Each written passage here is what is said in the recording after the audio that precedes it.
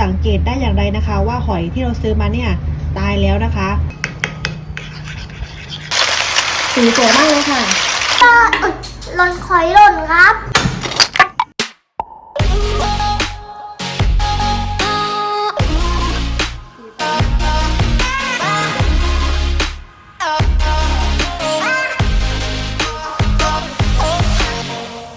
อย่าลืมกดไลค์ กดแชร์ กด Subscribe กดกระดิ่งเพื่อไม่ให้พลาดคลิปหน้าของอินดารินกินอร่อยนะคะ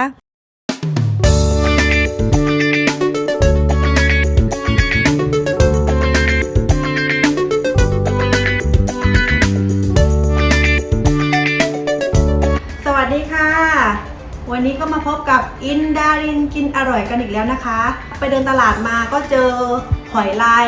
น่ากินนะคะวันนี้ก็เลยจะทำเมนูหอยลายผัดน้ำพริกเผาค่ะเรามาดูวัตถุดิบกันเลยค่ะ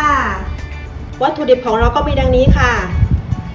หอยลายโหระพาเกลือกระเทียมพริกสดน้ำพริกเผาน้ำตาลน้ำปลาน้ำมันหอยน้ำเปล่าแล้วก็น้ำมันสำหรับผัดนะคะเรามาเริ่มทำกันเลยนะคะ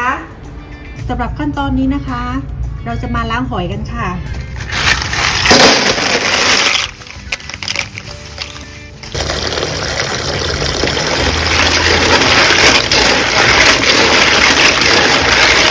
สังเกตได้อย่างไรนะคะว่าหอยที่เราซื้อมาเนี่ยตายแล้วนะคะเนี่ยค่ะตัวที่ลอยขึ้นมาเหนือน้ำนะคะคือหอยที่ตายแล้วค่ะนี่นะคะเดี๋ยวเราเอาออกนะคะเพราะว่าบางตัวอาจจะมีกลิ่นได้นะคะเวลาเราผัดเนี่ย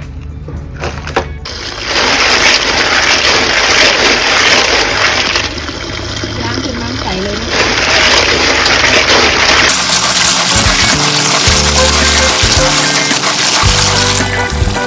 ในกรณีหอยสดนะคะ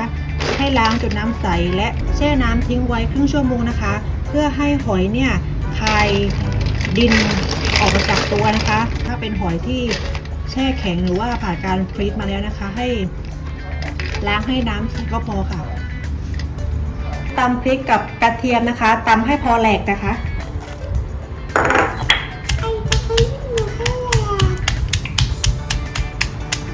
สำหรับพริกกับกระเทียมนะคะถ้าใครไม่สะดวกตำนะคะให้ทุบพอแหลกแล้วก็สับก็ได้ค่ะวันนี้เราตำนะคะ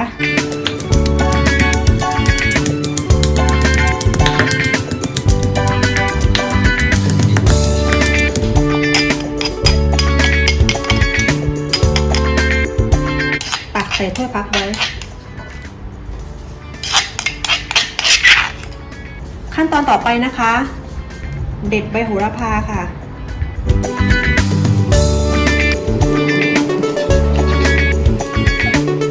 โหระพาเด็ดเสร็จเรียบร้อยแล้วนะคะพักไว้ค่ะสำหรับขั้นตอนต่อไปนะคะเราจะมาทำน้ำปรุงค่ะน้ำปลานะคะน้ำมันหอยค่ะพริกเผาค่ะเกลือค่ะคนให้ส่วนผสมเข้ากันนะคะ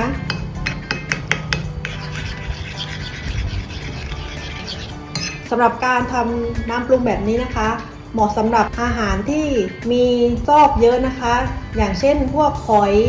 ปูแล้วก็หัวปลาหมึกนะคะการทำน้ำปรุงแบบนี้นะคะทำให้เวลาเราผัดเนี่ยในส่วนของเครื่องปรุงนะคะจะเข้าไปในเนื้อสัตว์ของเราทั่วถึงนะคะแต่ว่าสมมุติถ้าเราผัดหอยเนี่ยค่ะมันมีซอกของมันเยอะถ้าเราแบบใส่น้ำปลาไปครั้งหนึ่งใส่น้ำตาลไปครั้งหนึ่งใส่เกลือไปครั้งหนึ่งเนี่ยบางครั้งจะทำให้พวกเครื่องปรุงอะค่ะไปอยู่ตามหอยแต่ละตัวเนี่ยไม่เท่ากันทำให้เวลากินเนี่ยเค็มบ้างหวานบ้างการทำน้ำปรุงแบบนี้ค่ะจะทำให้รสชาติของอาหารเนี่ยมีความสม่ำเสมอกันค่ะเรามาเริ่มทำกันเลยนะคะใช้ไฟกลางนะคะใส่น้ำมันค่ะ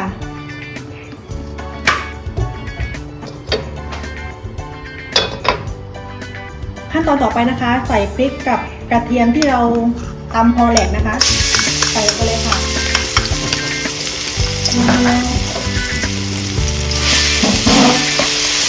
ขั้นตอนต่อไปใส่น้ำปรุงค่ะผัดเลยนะคะ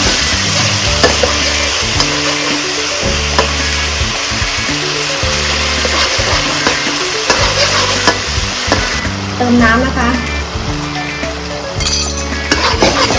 ผัดให้หอมค่ะขั้นตอนต่อไปนะคะใส่หอยลายค่ะ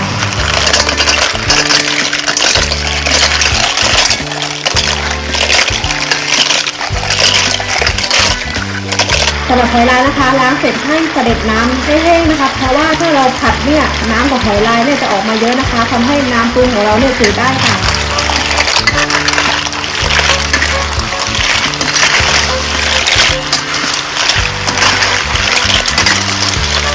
สีสวยมากเลยค่ะเราจะรู้ได้ยังไงนะคะว่าหอยเราเนี่ยสุกแล้วสีของหอยเนี่ยค่ะจะเปลี่ยนเป็นสีออกส้มๆนะคะก็คือสุกนะคะหอยของเราก็สุกแล้วนะคะสังเกตได้จากหอยเนี่ยเปลี่ยนเป็นสีส้มอ่อนๆแล้วก็หอยเนี่ยอ้าปากแล้วนะคะเดี๋ยวเราจะมาใส่ใบโหระพากันค่ะ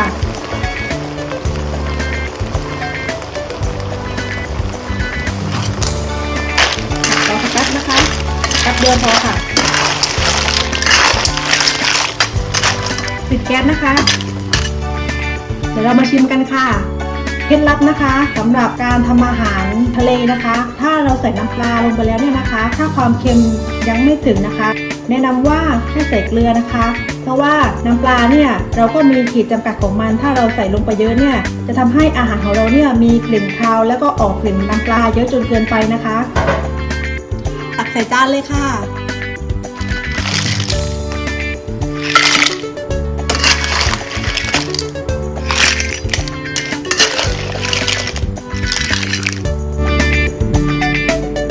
หอยลายผัดพริกเผาของเราก็เสร็จเรียบร้อยแล้วนะคะ เดี๋ยวเรามาชิมกันเลยค่ะ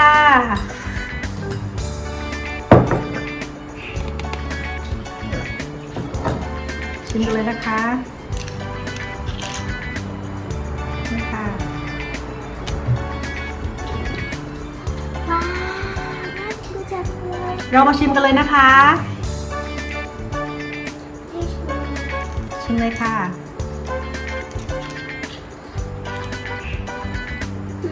อร่อยแซ่บมากเลย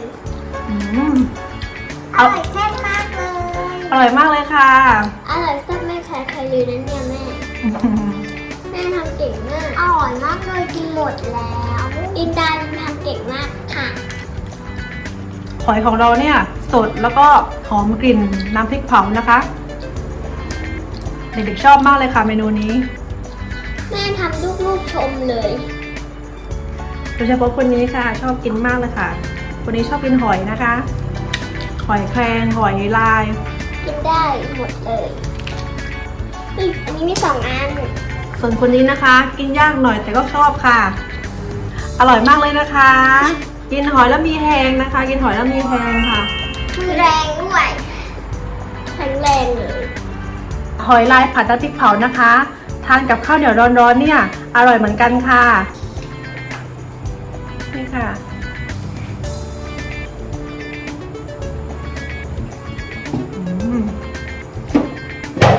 ลองมาทำทานกันดูนะคะ กินกับข้าวเหนียวก็อร่อยนะคะอร่อยค่ะรสปากเลย สำหรับวันนี้ทำเองกินเองจะไม่ให้อร่อยได้ยังไงใช่ไหมคะ ใช่ค่ะ เพื่อนๆสามารถลองไปทำกันดูได้นะคะรสชาติเป็นยังไงคอมเมนต์ใต้คลิปได้นะคะสำหรับวันนี้ สวัสดีค่ะบ๊ายบาย บายบายหล่นหอยหล่นครับโทษค่ะ หอยหล่นนะคะ